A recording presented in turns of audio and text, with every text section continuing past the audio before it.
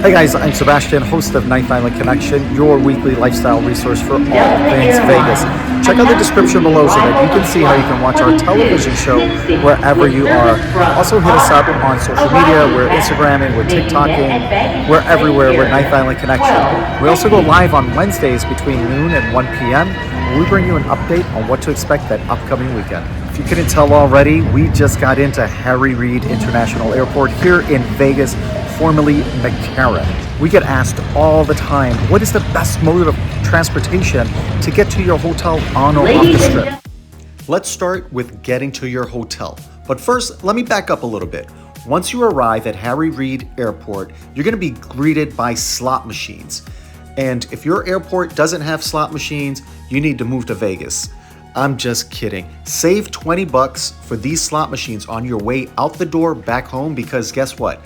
People actually do win millions of dollars at the airport here in Vegas. Me personally, I would cancel my flight and just stay in Vegas if I won big at the airport. All right, let's get back to business. Your first mode of transportation is going to be the tram. There's a blue line or a red line depending on the airline that you're traveling on. This is going to take you to baggage claim, and from there you'll see signs for taxis, rideshare, shuttle, and if you're a high roller, you may see somebody standing there holding a sign for you. Yes, hotel properties do send cars and limos for big spenders here in Vegas. That's not us though, but if that's you, I'm flattered that you're even watching this video. As for the rest of us, the two most common ways to get to and from the airport is going to be either by taxi or rideshare. When I say rideshare, I am referring to Lyft and Uber. So starting with taxis, the pickup area is going to be right on the baggage claim level. There are organized lines. They have flat airport rates to the strip, which is certainly a pro. Rates are going to average about $25 to $35 depending on the property, and about $40 to downtown Fremont area. But keep in mind that taxis rates are cash rates, and there is an additional fee for credit cards. A con of using a taxi is that you don't have the paper trail of just whose vehicle you're getting into or the route that they're taking. And remember, taxis don't get ratings either, so you truly don't know what you're getting into. But some people prefer a taxi, have always used the taxis, and that's just fine. All right, let's talk about rideshare. Rideshare pickup is going to be on the second level up from baggage claim and requires a short walk. Expect to see a large crowd of other people anxious to get to their destinations as well, so be patient.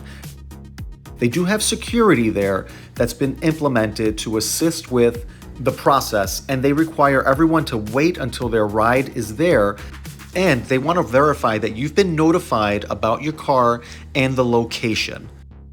The nice thing with Lyft and Uber is that you can see who's picking you up, and if for whatever reason your driver strays from the route, the app is going to message you to make sure that you're okay. That's a nice safety feature. And in addition to this, you can share your route with family and friends so others know your whereabouts. Plus, it's all cashless, and you can rate your driver. We do recommend comparing the price difference between Lyft and Uber for the best price. The big con about rideshare is that the majority of people use this mode of transportation, so there is a wait, and it only gets worse and more expensive the busier that it does get. Be sure to book a large enough vehicle for your party and your luggage. You don't want a Prius showing up and there's 4 of you and 4 pieces of luggage. It's just not going to work. And last but not least is the price. The average price from the airport to the strip ranges between $12 and $25. To downtown, there's going to be an average of about $30, but this does fluctuate, unlike the flat rates of taxis. So taxis and rideshare are definitely going to be your fastest way, but if you got some time to spare, there's also shuttles and the bus. Both of these options will take you much longer to reach your destination because they both have to stop multiple times along the way, as well as waiting for people to unload their luggage at each stop. The bus costs $2 one way to the strip and downtown, you can spend just $6 to take the Centennial Express or CX bus, which is quite less expensive from the other options. We don't know of any free hotel shuttles like other cities, but if you do, drop that in the comments. Shuttles in Vegas cost about $15 per person one way, which doesn't seem to be the best choice economically if you're traveling with 2 or more people, or just really time-wise. We used a shuttle way back before the days of rideshare, and it felt like forever to get to our destination, so that was a one and done experience for us. Last but not least, you can rent a car. This is not going to save you any time or money unless you're planning on doing road trips while you're here and get free parking wherever you're staying, as most properties have hefty parking fees, even for hotel guests. Plus, you have to drive in the wild west of crazy drivers. We live here and experience the mix of driving styles almost daily. So if you rent a vehicle, do your research. Be prepared for the chaos and do not drive under the influence. All right, so now you have your mode of transportation. The airport is 2.5 miles from the south end of the Strip, so Mandalay Bay, 3.7 miles from the Strat, and 8.7 miles from downtown. How long it takes is going to depend on the time of day that you arrive, as well as what's going on in Vegas during that time. We do have rush hour traffic, just like any other big city, which will definitely cause traffic adding to your ride. We also have never-ending construction here, especially during large events like Formula One. So as always, pack your patience. So now your Vegas vacation is over and you're ready to head back.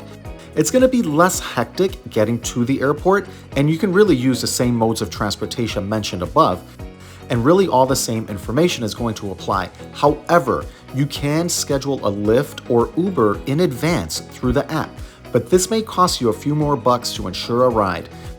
Plan this according to the time that you need to be at the airport, and keep in mind what's happening at that time. For instance, there are going to be less drivers available early morning for those 5 to 6 a.m. flights. Also, if your flight is scheduled to leave during a heavy traffic time, or even worse, when there's an event happening, just know that it's going to take you longer and it's going to cost more. It's definitely best to reserve that ride in advance and just pay a few extra bucks. Whatever means of transportation you choose, they'll drop you off right at the airline check-in area, and now it's time to put that 20 bucks to work and try your luck at that slot machine once you're all checked in. Now, we always use rideshare. That's just been our best experience. That is our personal preference. But use whatever you like. If you got a limo, a shuttle, the bus even, taxi, whatever you choose, that's up to you. All right, guys, that's a wrap on this one. And as always, we want to hear from you. Comment below some tips or tricks that you have for getting to and from the airport that are going to save us some time and money. Like this video, go ahead and subscribe to our channel if you haven't already. You watched it this far, you might as well go ahead and subscribe. We also go live every single Wednesday between noon and 1 p.m. Vegas time, where we give you an update on what to expect that upcoming weekend. And check out the description so that you can see how you can watch our television show wherever you are.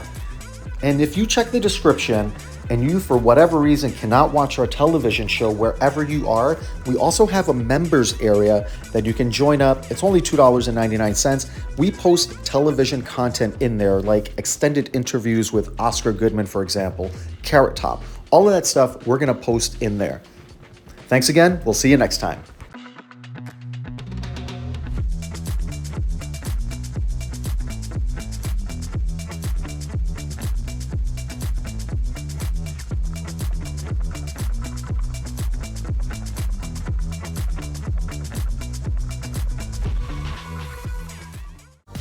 Ninth Island Connection highlights Las Vegas businesses, entertainment, events, and activities on and off the Strip, keeping our viewers connected with the Ninth Island of Las Vegas. From local mom and pop restaurants to those owned and operated by top chefs, from kitchen action to the inspiration behind the dishes, we deliver the culinary creations of Vegas. From Las Vegas entertainers and athletes to all of the exciting activities and experiences around the Vegas Valley, we keep our viewers connected with all of the excitement that the entertainment capital of the world has to offer.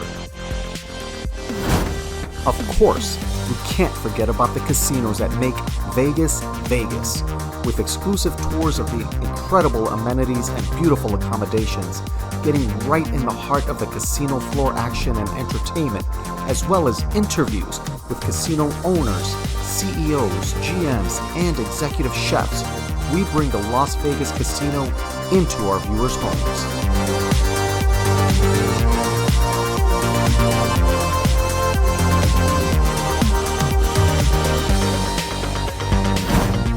Highlighting lesser-known areas like the Fremont East District, the Arts District, and Brewery Row, we bring attention to these small businesses that have become fast favorites in the local community. We bring our viewers a complete Vegas experience. We also invite our viewers along as we venture into the great outdoors of the Las Vegas Valley, sharing short road trips, hikes, and the unique sights found in the Mojave Desert. Great people, great stories, great connections, only on Ninth Island Connection.